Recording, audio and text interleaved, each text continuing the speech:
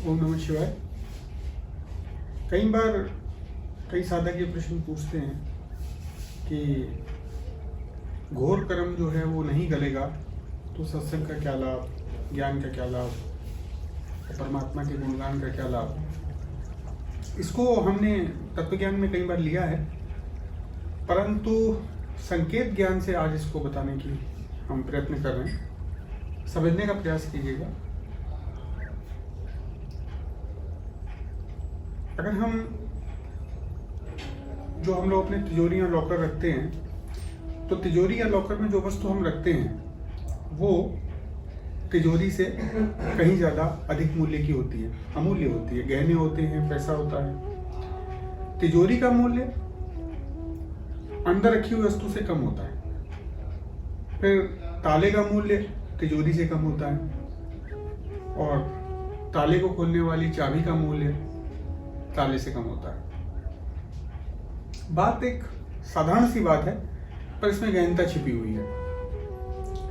एक बार हथौड़े में और चाबी में वार्ता हुई।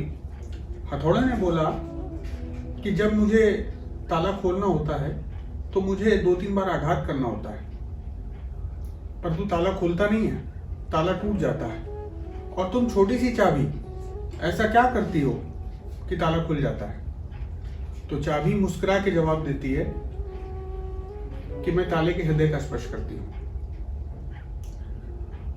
अब इसको हम समझने का प्रयास करते हैं। जो परमात्मा की कृपा है, जो गुरु का ज्ञान है और जो सत्संग है, ये सब एक चाबी के समान कार्य करता है। जैसे ही हमारे सबके जीवन में बहुत सारा प्रारब्ध है, शुभ व अशुभ कर्मों का, और ऐसा प्रारब्ध जब काल के हथौड़े से आघात होता है और सामने आता है तो ये मनुष्य को बिखेर देता है, तोड़ देता है, और उस मनुष्य का फिर संयोजन असंभव हो जाता है, टूटे हुए ताले की तरह। हमारे जीवन में बहुत सारा प्रारब्ध है शुभ व अशुभ कर्मों का, और जब ये कर्मभोग बन के सामने आता है अशुभ कर्मों के, और जब इस प्रारब्ध पे काल का हथौड़ा पड़ता है तो मनुष्य रूपी ताला टूट जाता है और उसका फिर संयोजन संभव नहीं होता।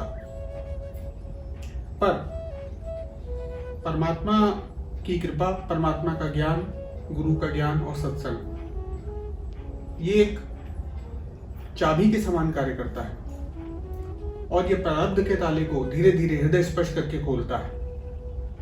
कर्मभोग तो अब भी करना पड़ता है, परंतु ताला टूटता नहीं है, उसका पुनः प्रयोग हो सकता है और वो संघर्ष करके आगे निकल जाता है।